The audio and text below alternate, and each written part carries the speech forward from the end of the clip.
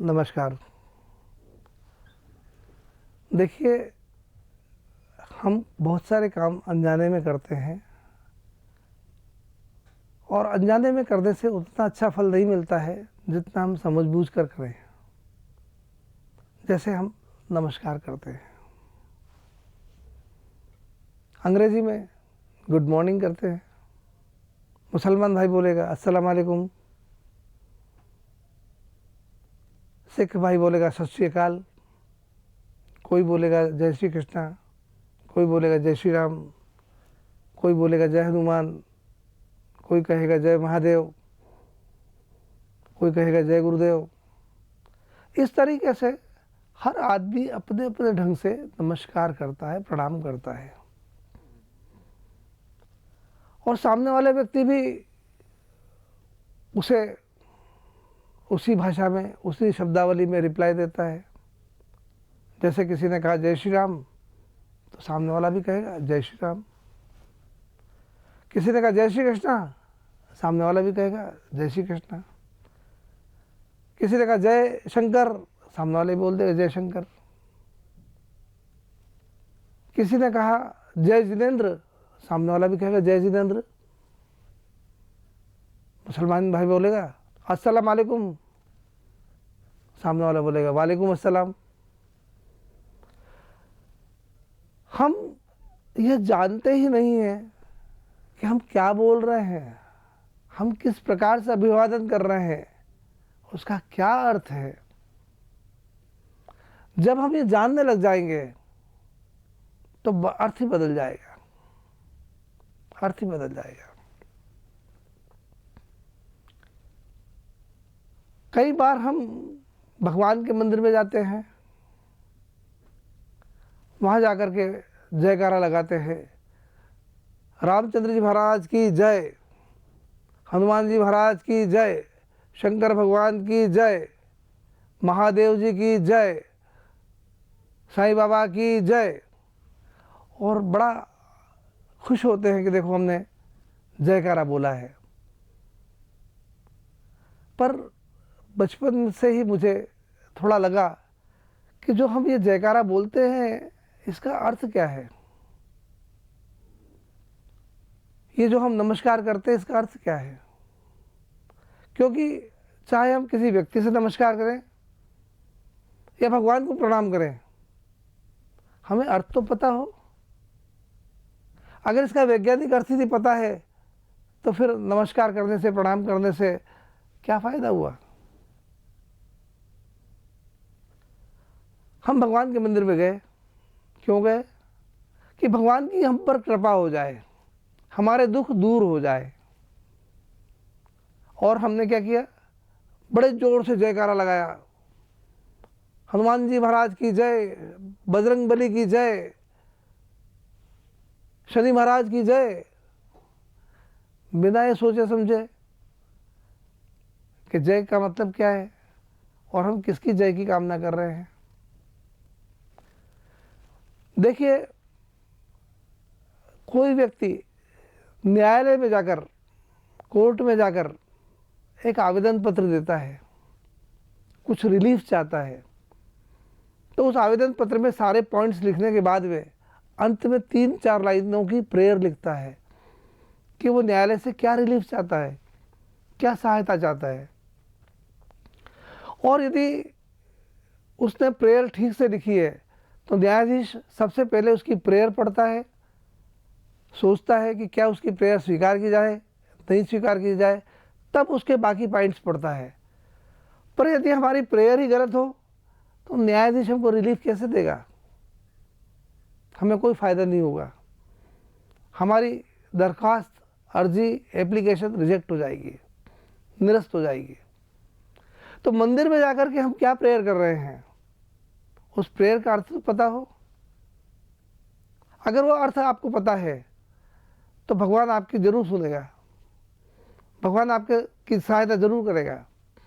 पर यदि अर्थ पता नहीं है तो आप गए, प्रेयर की और वापस चले आए, चक्कर खाते रहे, भगवान ने आपकी सुनवाई नहीं की। तो देखिए, भगवान के मंदिर में जाकर के जब हम जयकारा बोलते हैं तो क्या हम भगवान की जय बोल रहे हैं? जैसे जयपुर में गोविंद देव जी के मंदिर में जाके बोलता है गोविंद देव जी महाराज की जय, तो हम किसकी जय की कामना कर रहे हैं? क्या गोविंद देव जी महाराज की जय की कामना कर रहे हैं? कोई कहता है जय श्री राम, तो किसकी जय की कामना कर रहे हैं? भगवान रामचंद्र जी की जय की कामना कर रहे हैं। अरे भगवान रामचंद्र जी तो त्रेता युग में पैदा हुए थे, रावण से युद्ध लड़ा, उनकी जय हो गई, वो रामचंद्र जी चले गए। कृष्ण भगवान द्वापर में पैदा हुए थे, उन्होंने राक्षसों का संहार किया, लड़ाई लड़ी और चले गए। कलयुग में तो युद्ध आप और मैं लड़ रहा हूं, हम दुखी हैं, हम अपनी जय की कामना कर रहे हैं कि भगवान मेरी जय करा दे। तो भाई, अगर आपने भगवान के सामने जाकर सही प्रार्थना की है तो भगवान आपकी सुनेगा। हम ये सोचते हैं कि हम भगवान रामचंद्र जी की या कृष्ण भगवान की या महादेव जी की या हनुमान जी की या माता जी की जय की कामना कर रहे हैं। तो भाई, मैं तो इतना बड़ा आदमी अपने आप को नहीं समझता हूँ कि मैं भगवान के मंदिर में जाके भगवान को आशीर्वाद दूं कि हे भगवान तेरी जय हो जाए। आज हो क्या रहा है? हम यही समझते हैं कि भगवान की जय हो। तो जब हम यही समझ रहे हैं तो जय किसकी होगी? भगवान की होगी। अच्छा, एक बात बताओ, जब भी भगवान में और शैतान में युद्ध हुआ है, राम में और रावण में युद्ध हुआ है, तो जय किसकी हुई है? राम की हुई है। कृष्ण में और कंस में युद्ध हुआ है, तो जय किसकी हुई? भगवान श्री कृष्ण की हुई। खुदा में और शैतान में युद्ध हुआ है, तो जय किसकी हुई? विजय किसकी हुई? खुदा की हुई। तो भगवान की जय तो होना ही होना है। कभी ऐसा हो ही नहीं सकता है कि भगवान की जय नहीं हो। तो फिर क्या अर्थ है? ये जो जयकारा लगाते इसका क्या मतलब हुआ? इसका मतलब ये हुआ कि मैं भगवान की शरण में आता हूँ। हे भगवान, आज मैं तेरी शरण में आया हूँ, मैं इस संसार में बहुत दुखी हूँ, परेशान हूँ, बड़ा युद्ध लड़ रहा हूँ, मेरी जय करा दे। तो भगवान के मंदिर में अगर जाकर आपने ये प्रार्थना की, हे भगवान मेरी जय करा दे, मैं तेरी शरण में आया हूँ, तो भगवान आपकी जय कराएगा। पर यदि मंदिर में जाके भगवान की जय की नारा लगा रहे हैं तो भगवान की जय हो जाएगी, आपकी रह जाएगी। अब आप सोच लीजिए, आप किसकी जय की बात कर रहे हैं? भगवान की जय या आपकी खुद की जय? तो प्रार्थना ये होना चाहिए कि हे प्रभु तेरी शरण में आया हूँ, तू मेरी जय करा दे। दोनों हाथ जोड़ के मैं याचना कर रहा हूँ कि तू मेरी जय करा भाई। तो भगवान आपकी जय करा देगा, आपकी सहायता करेगा। और अगर आपने कहा जय श्री कृष्ण, तो कृष्ण भगवान की जय हो गई। जय श्री राम, तो राम जी की जय हो गई, आपकी नहीं हुई। तो सोचिए आप कि जो जयकारा लगा रहे हैं उसके पीछे क्या अर्थ है। और जब तक सही अर्थ नहीं समझ में आएगा आपको फायदा नहीं होगा। वैज्ञानिक रूप से समझिए कि हम भगवान से चाहते क्या है, और जो चाहते हैं वही कहिए। एक छोटा सा उदाहरण लेते हैं। एक 16 साल का लड़का 15-16 साल की लड़की को बोलता है इलू। अब यदि वो लड़का अंग्रेजी पढ़ा लिखा है, वो लड़की भी अंग्रेजी पढ़ी लिखी है, तो इलू का शब्द समझ जाएगी। आई लव यू का शॉर्ट फॉर्म इलू हुआ। तो उस शब्द को सुनकर के दोनों के मन में खुशी होगी।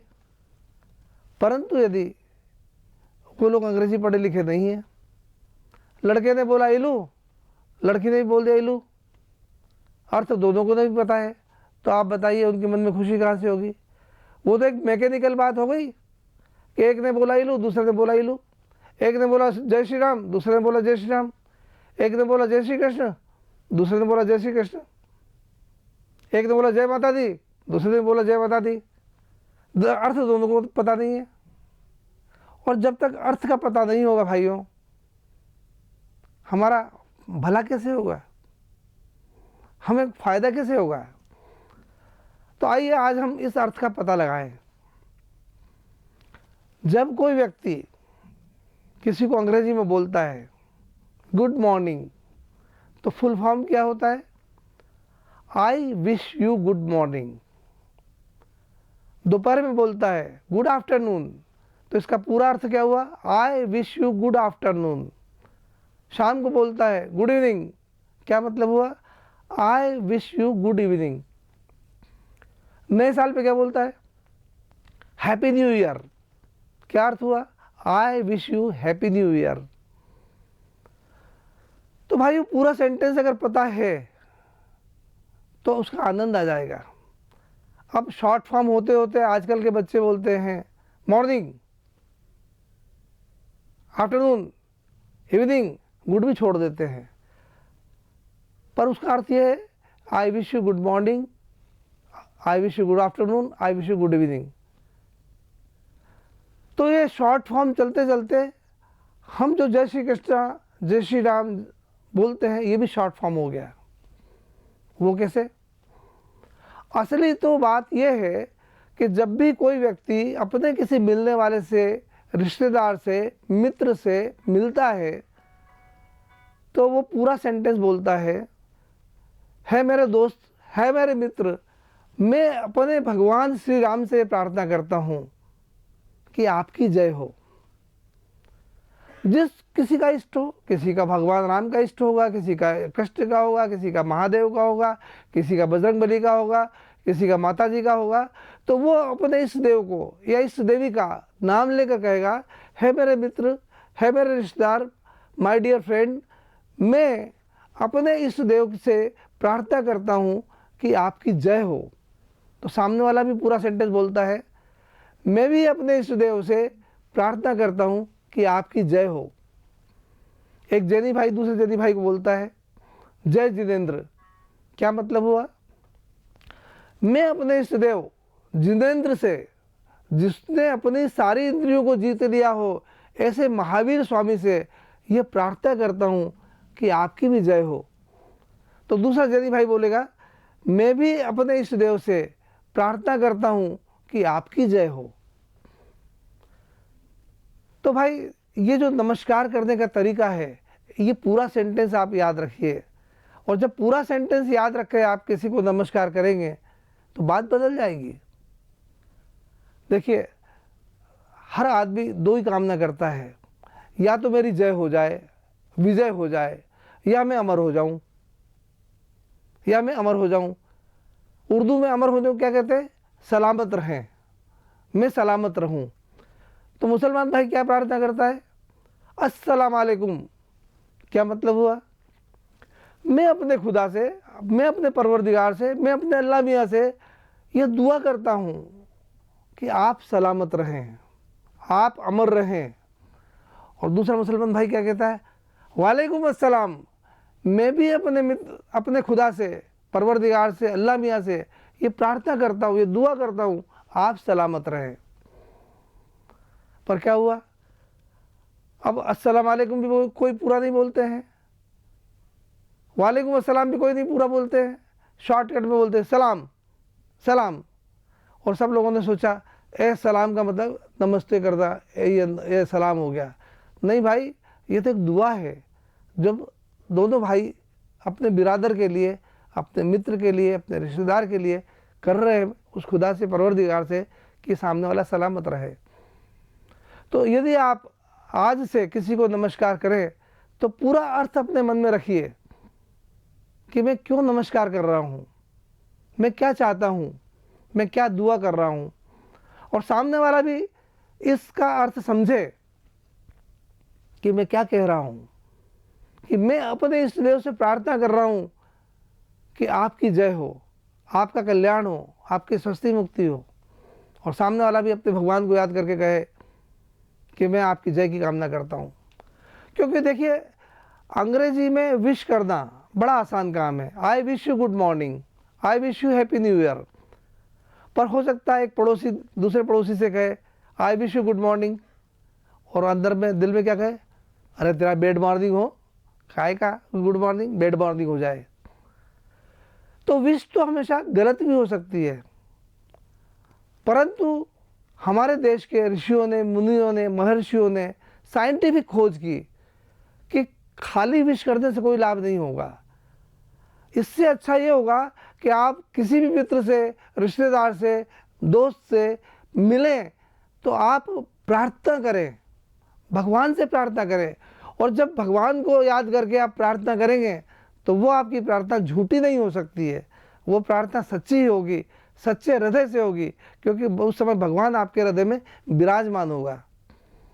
तो भाई भगवान को अपने हृदय में विराज करके, भगवान को याद करके, हमारे मित्र से, मिलने वाले से, दोस्त से, जिससे भी हम मिलते हों उसको हम नमस्कार करें, प्रणाम करें। तो इस भावना से करें कि सामने वाले की जय हो, उसका कल्याण हो, उसकी स्वस्थ मुक्ति हो, और वो भी बदले में प्रार्थना करे कि हमारा कल्याण हो, हमारी जय हो।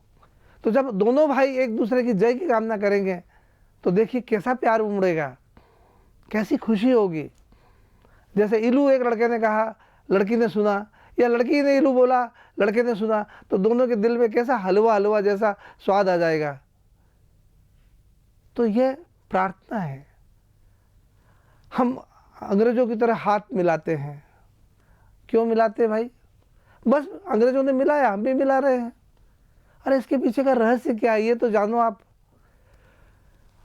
ठंडे प्रदेशों में अंग्रेज लोग रहते हैं, इंग्लैंड में ठंड बहुत पड़ती है, और वो लोग अपने हाथ जेब में रखते हैं। तो जब किसी से मिलते हैं तो जेब से हाथ निकाल के गरम गरम हाथ उस सामने वाले के हाथ से मिलाते हैं और अपनी गर्मी उसको ट्रांसफ़र करते हैं, अपनी गर्मी उसको देते हैं। सामने वाला भी जेब में से हाथ निकाल करके और हाथ मिलाता है, और उसके हाथों की गर्मी आपके हाथों में आती है। और इसीलिए कहते हैं गर्मजोशी से हाथ मिलाया, गर्मजोशी से हाथ मिलाया। पर हम लोग क्या कर रहे हैं? हम हाथ मिलाते समय हाथ मरोड़ देते हैं, हाथ दबा देते हैं, जैसे कोई दुश्मनी हो रही है वो हमारी, और इस तरह से हाथ मिलाते हैं। और आजकल तो ये जो स्वाइन फ्लू चला ना, इससे हाथ मिलाना और ख़तरनाक हो गया है, क्योंकि स्वाइन फ्लू के कीटाणु बड़े आसानी से एक दूसरे को ट्रांसफ़र हो जाते हैं। मैंने ऐसे ऐसे हाथ लगाया और आपसे हाथ मिला लिया, मेरे कीटाणु हाथ में ट्रांसफ़र हो गए। तो भाइयों अच्छा ये होगा, हाथ मिलाना छोड़े, दोनों हाथ जोड़ के नमस्कार करें, प्रणाम करें, क्योंकि आपके हाथों की दोनों 10 उंगलियों की ऊर्जा एक दूसरे से मिलेगी, और वो ऊर्जा आपकी प्रार्थना में बदलेगी। और जब वो आप प्रार्थना करेंगे सामने वाले के लिए कि उसका भला हो, कल्याण हो, उसकी जय हो, तो आपके हृदय में खुशी होगी, आपके हृदय में आनंद आएगा, और सुनने वाले को भी आनंद आएगा, वो भी आपके लिए प्रार्थना करेगा। तो आपका भी कल्याण होगा, आपकी भी जय होगी, आपकी विजय होगी, और आप सब की विजय हो, आप सब अद्वितीय बने। इसी प्रार्थना के साथ, इसी मंगल कामना के साथ मैं आप सबको सादर नमस्कार करता हूँ।